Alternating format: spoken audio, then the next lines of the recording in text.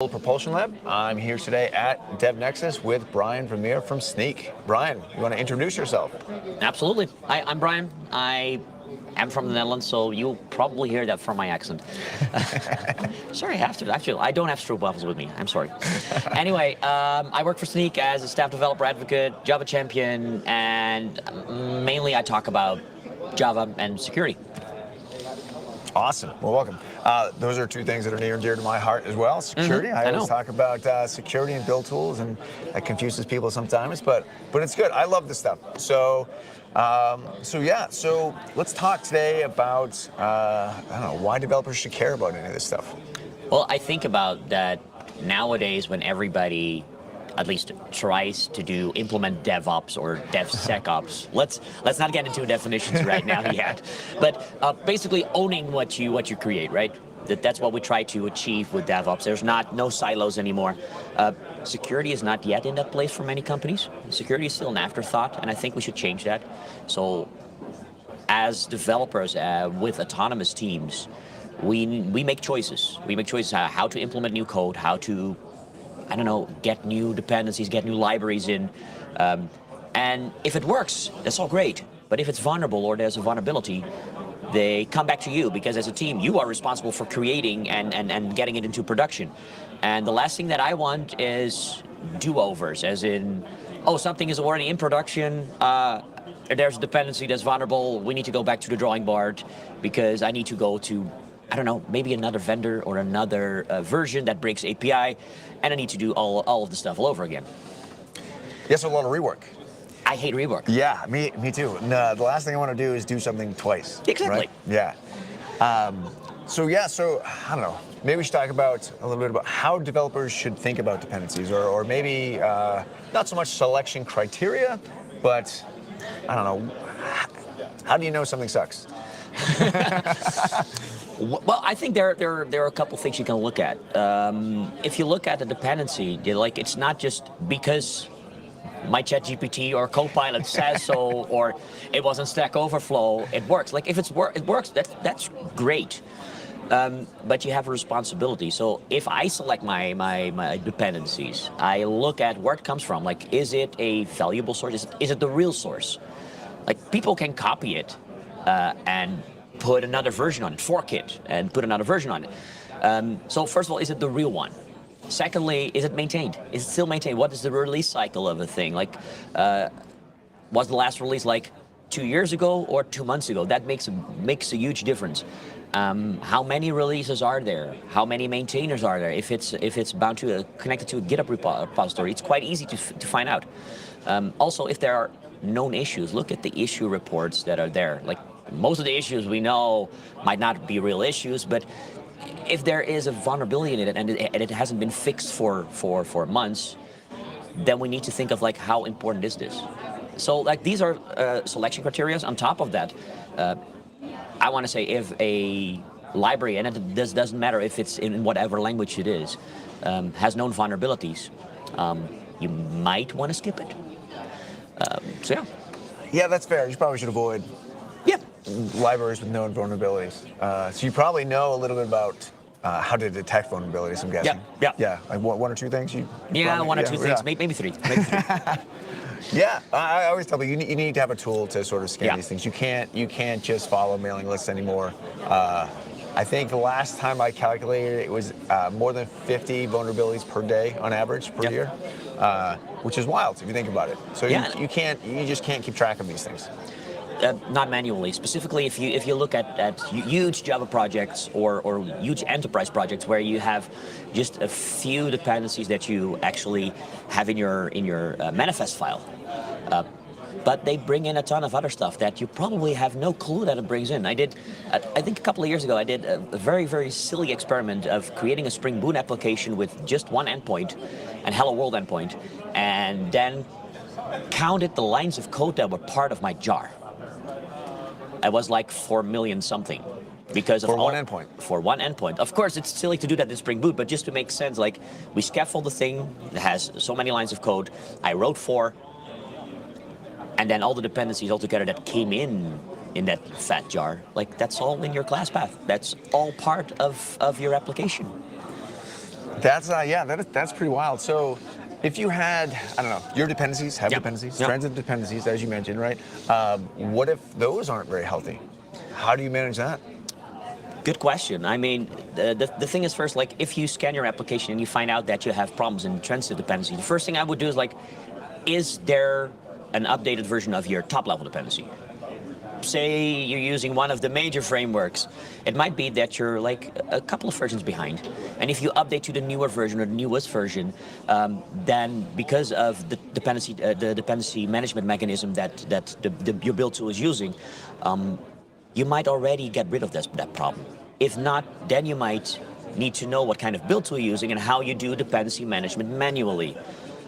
Nevertheless, you should not do that blindly. I would say like, hey, look at the actual vulnerability and see if it hurts you.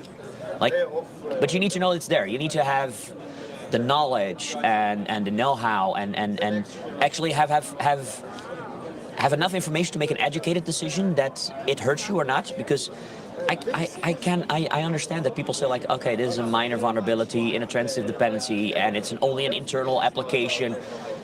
Sure. Then you have so many reasons to ignore it.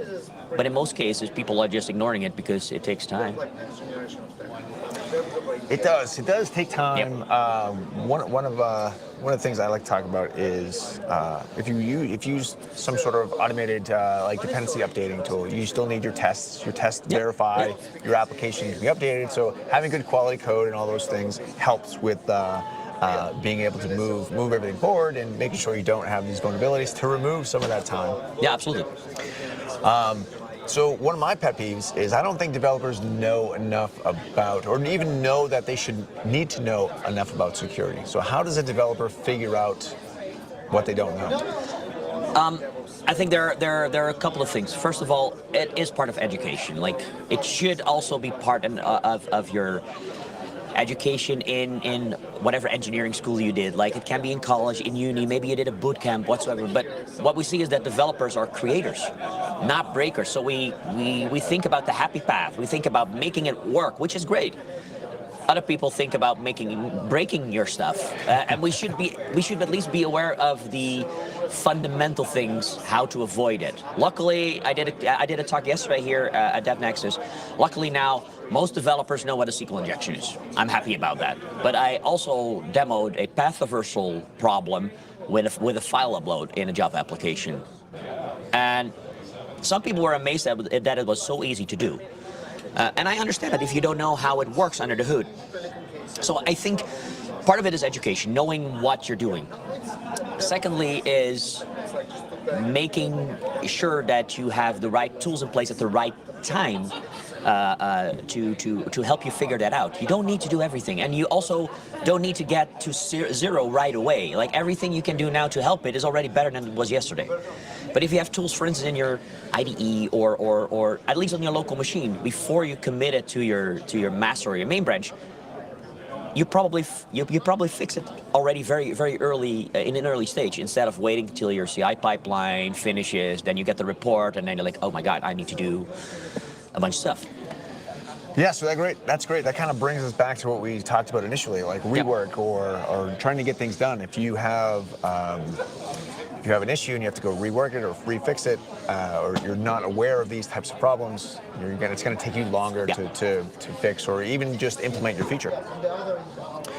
Yeah, so what else? What else should developers know about, I don't know, vulnerabilities or dependencies to make them a better developer? I would say try not only to act on. Let's keep it to dependencies for now.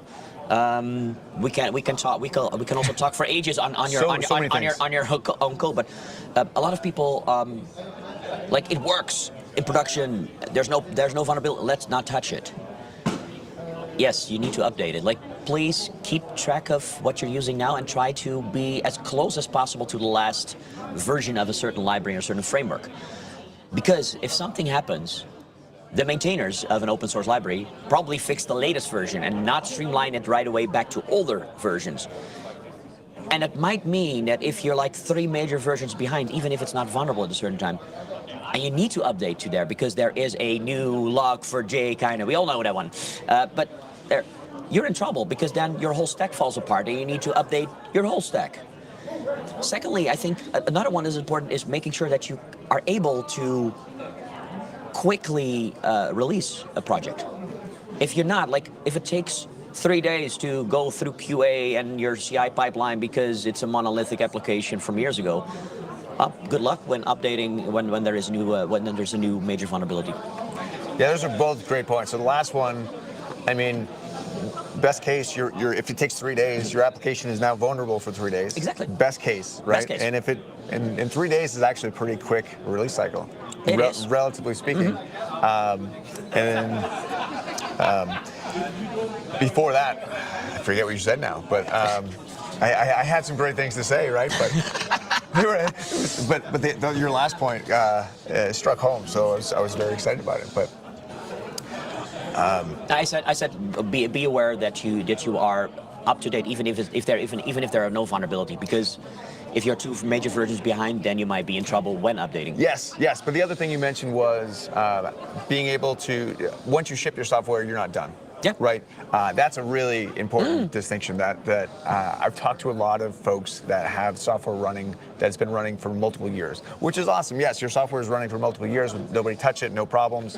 But all of that code is very likely has a lot of vulnerabilities. Well, but look at how most engineering firms work, or most engineers work. Like you have a Jira board or a ticket board that says like, if I click on this, it needs to do that. It's all like from a feature perspective. And then that ticket is discarded, and you pick up the next ticket. But there's something running in production, and you need to be aware of what is running in production and take good care of that, because what is not vulnerable now might be vulnerable tomorrow because simply somebody did not find it yet. It's like, is there life on Mars? We don't know. We didn't find it yet. So how do we change the developer mindset, or maybe the corporate mindset, to make these things more, not just fixing issues or features off a bug list, but updating security, updating your dependencies, and maybe even updating the version of Java you're using to keep moving forward. Absolutely. How do we put that in the forefront? I think it's multiple things, but it's a cultural problem. It's definitely a cultural problem, and we need backing from C-level up to all the way down. Because can you imagine that if the CISO in the company says security is important, but the CTO says like, no, we need to get the feature out. Do you think what do you think will happen? Dollars, right? It's always exactly, the dollars. And it's hard to put a number of dollars on it. If say like, okay, how much should I invest in security, and how much is the return on it? Just look at the Log4Shell problem and look at the Equifax problem. I'm just saying that. Like, yeah. There's a lot of dollars, reputation, exactly. Some sort of exploit. That's, especially if it's been known for a while, that just makes the brand even worse, right? Equifax was forever ago at this point. Yes, sure. But what was it? How many months was it between the vulnerability was released publicly until it was fixed? Well, until it was like I think it was 2017. There was already a newer version in March. They were breached in May of 2017, and then it took about 75-ish days before they found out somebody was in their systems. And well, just using an outdated version of Apache Struts, but who's using Apache Struts, right? So we won't get into that. We've probably rehashed this many times, but still, that's unacceptable. Yeah, right? It's unacceptable. All right, so to wrap things up here, where do you think developers should go to learn more about, I don't know, either security or Snyk, or to learn more about these types of topics? I want to point out, like we have a great education system like learn.snyk.io, which is a free portal to learn about certain vulnerabilities and what it actually means. I mean, if you don't know what an external entity injection is for an XML parser, I don't mind, but you should learn about it, or at least have some common knowledge on it. I think that makes you stronger as a developer. And I think learn.snyk.io has nothing to do with the tool. It's just a learning platform, free for multiple languages to actually play around with that and have experience by what certain exploits or certain vulnerabilities actually do and how harmful they can be. So I want to point everybody to that. That's awesome. Yeah, always learning more. Exactly. Oh, yeah, and it's free. It's free. And It's free. You can learn more. It'll help you in your career, maybe. Yeah, maybe. So we'll see. All right.